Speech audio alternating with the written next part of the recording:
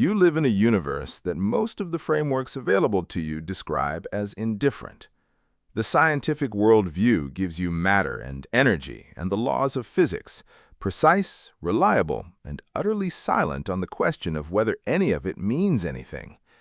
The cultural frameworks that once provided meaning have, for many people, lost their authority without being replaced by anything equally nourishing, and you are left with the specific, modern, low-grade existential hunger of a person who suspects that the universe is more than the sum of its particles, but has no serious philosophical framework for saying so that doesn't require abandoning their intelligence.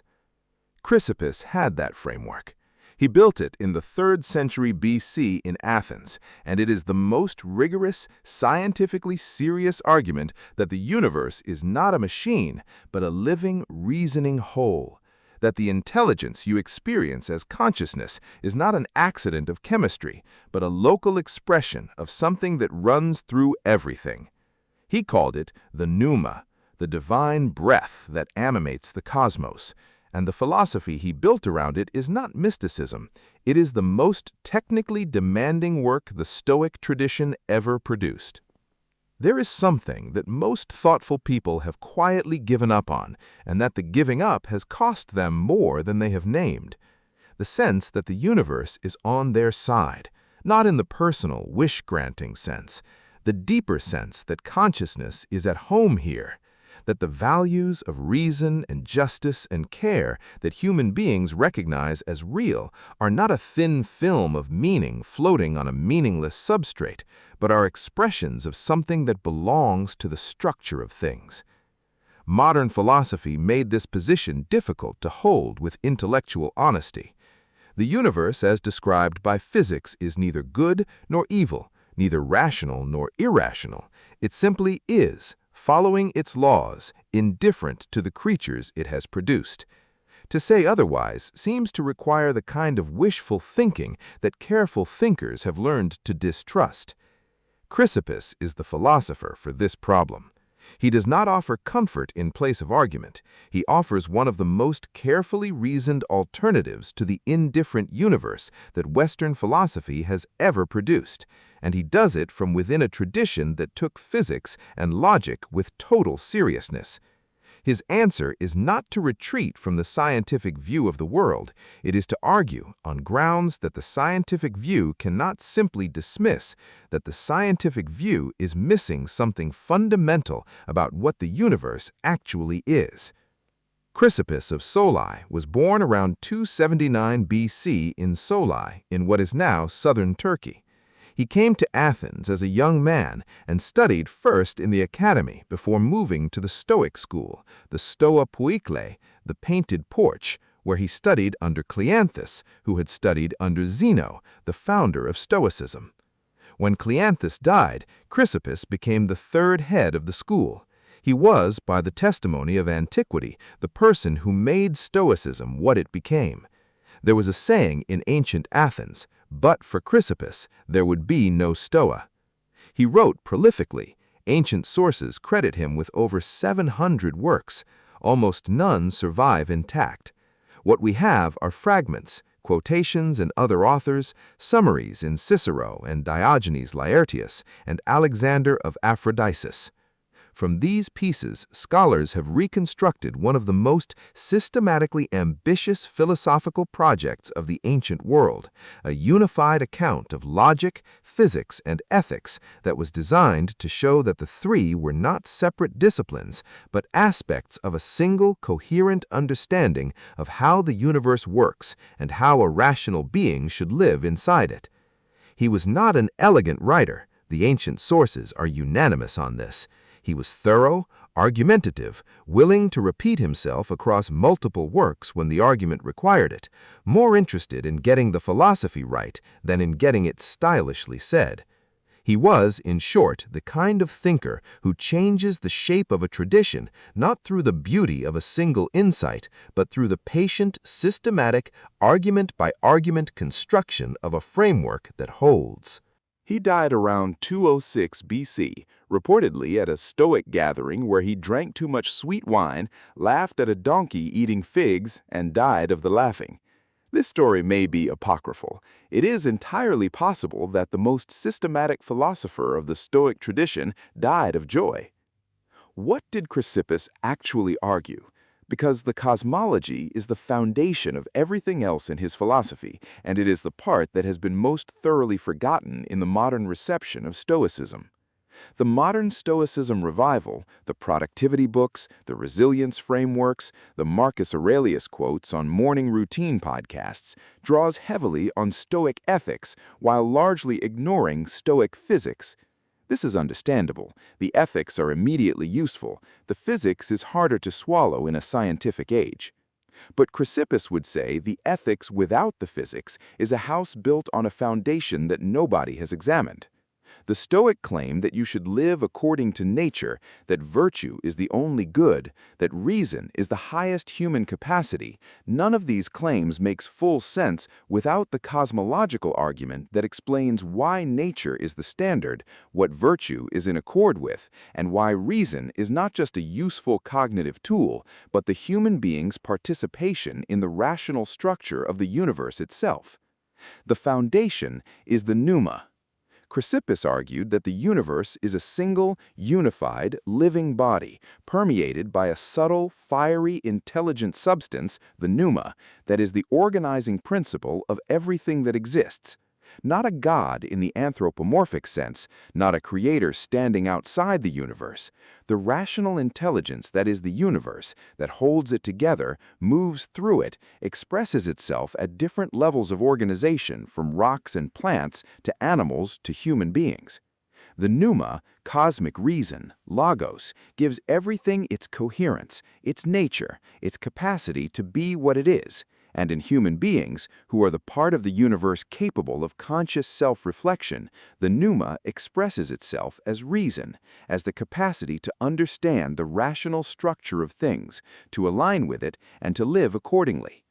This is why, for Chrysippus, virtue is living according to nature, not the sentimental nature of the meadow and the birdsong, the rational nature of a universe that is, in its deepest structure, a reasoning whole. To live virtuously is to align your individual logos, your rational soul, with the universal logos, to participate consciously in the intelligence that was always running through you. And this is why the wise person for Chrysippus is not merely admirable, they are cosmic. The person who lives in full accordance with reason is doing what the universe does at the highest level of which a human being is capable. They are the universe knowing itself through a specific individual point of view, not metaphorically, actually. The Stoic doctrine of fate follows from this. Everything that happens by necessity, as the expression of the logos working through the causal chain of a rationally ordered cosmos. This sounds like it should produce resignation. Chrysippus argued it produces something entirely different. Because if the universe is rational, then what happens is not arbitrary. It is the expression of a reason that, while not always transparent to the individual, is always coherent at the level of the whole. The correct response is not passive acceptance, but active understanding, the attempt to see as clearly as possible how what is happening fits into the rational order of things, and to align oneself with that order as fully as the individual's position allows. This is the Stoic practice of Amor Fati, the love of fate, before it had that name. Not the defeated acceptance of what cannot be changed, the active, philosophically grounded, cosmologically serious embrace of a universe that is, in its totality, on the side of reason. Now, the bridge. Because Chrysippus was a 3rd century BC Greek philosopher arguing within the framework of ancient physics, a framework that modern science is substantially revised. But here is what has not been revised. The hunger for a universe that means something. The specific, persistent, intellectually serious hunger of a person who cannot accept the purely mechanical account, who recognizes something in consciousness, in reason, in the capacity for love and justice and genuine understanding that seems to exceed what the particle physics can explain, but who has no framework for saying so that survives critical scrutiny. Chrysippus does not offer you certainty. He offers you a serious argument. The argument that the order and coherence and intelligibility of the universe, the fact that it is comprehensible to reason, that mathematics describes it, that the same logical structures appear at every level, from quantum mechanics to human ethics, is not a coincidence. It is evidence. Evidence that the universe is not indifferent to reason, but is, in some sense that careful philosophy can approach, constituted by it. You do not have to accept ancient Greek physics to take this seriously. You have to be willing to ask whether the indifferent universe of the modern default is as obviously correct as it has been presented, and whether the alternative Chrysippus built, for all its ancient vocabulary, is pointing at something real. Here is what Chrysippus asks of you, practically, today. First, examine your work in cosmology.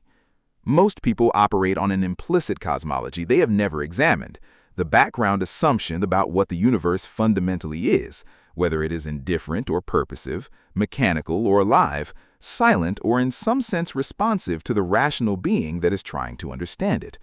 This assumption shapes everything: the meaning you assign to your life, the seriousness with which you take your values, the sense of whether reason and virtue are genuinely important or merely convenient fictions.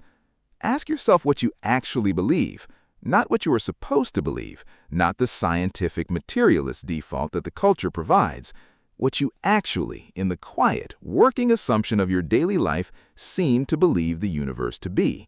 And examine whether that assumption is the result of careful thought or of cultural inheritance that has never been questioned. Second, live as if reason matters cosmically. Whether or not you accept Chrysippus's Pneuma, you can practice the ethic it grounds. Act as if reason, the capacity for genuine understanding, for careful argument, for the honest examination of evidence, is not just a useful tool, but a participation in something fundamental. Act as if the values you recognize as genuinely important, justice, honesty, care, the pursuit of understanding, are not cultural preferences, but expressions of something real about the structure of things. The Chryssippian practice is not to believe this first and then act. It is to act and notice what the acting reveals. The person who treats reason as cosmically significant lives differently from the person who treats it as merely instrumental. The difference is available to be experienced before the metaphysics is resolved. Third, find your place in the rational whole.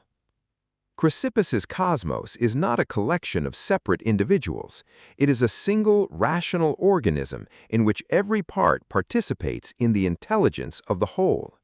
The human being is not a stranger in the universe, but a local expression of its highest capacity, the point at which the universe becomes conscious of itself. This is not a comfortable belief. It carries obligations. If you are the universe knowing itself through your particular vantage point, then the quality of your knowing matters. The care with which you think, the honesty with which you examine, the seriousness with which you pursue understanding. These are not private virtues. They are the universe's self-knowledge, expressed through you either more or less faithfully. Ask where you are most faithfully expressing the rational nature that Chrysippus says is yours by constitution, and where you are falling short of it, not through moral failure, but through the specific failure of attention, care, and the willingness to think clearly that the rational cosmos is always asking of its conscious parts. Fourth, practice the love of fate. Not the resigned acceptance of whatever happens, the active, philosophically grounded attempt to see how what is happening fits into a rational order that exceeds your current understanding. The practice of asking, when the unwanted arrives, not only what can I do about this, but what does the occurrence of this reveal about the nature of things? What is the logos expressing through this particular configuration of events? This practice does not require certainty about the pneuma. It requires the willingness to relate to circumstances with the specific quality of engaged curiosity that Chrysippus describes as the rational being's natural response to a rational universe. Not passivity, active understanding. The attempt, always incomplete and always worth making, to comprehend the whole from the standpoint of the part. I want to close with the image of Chrysippus that the fragments leave us.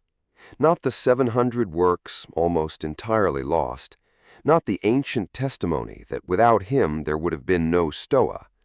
The single image that survives from the story of his death. The old philosopher at a Stoic gathering watching a donkey eat figs from a silver dish, laughing until he died. There is something in this that the philosophy itself could not quite say. The cosmos is rational, and the cosmos produces donkeys eating figs from silver dishes at philosophical symposia. The logos runs through the solemn argument and through the absurdity. The Pneuma animates the systematic treatise and the uncontrollable laughter. The universe Chrysippus built is not a cold, mechanical order. It is alive. It has a sense of humor.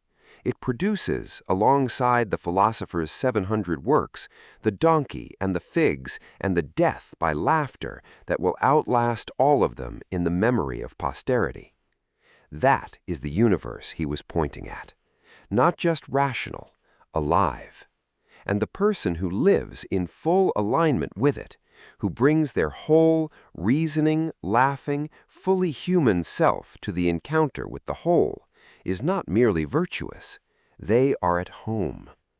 Here is the question Chrysippus leaves us with today. What would change in how you live, in the seriousness with which you take your values, in the quality of attention you bring to the world, if you allowed yourself to believe, even provisionally, that the universe is not indifferent to reason, that consciousness is not an accident, that the values you recognize as genuinely important are not cultural preferences, but expressions of something real, that you are not a stranger here? Leave that in the comments, because the question, held seriously, not answered, but genuinely asked, is already the beginning of the Chryssippian practice, the universe thinking itself through you. I'll see you in the next one.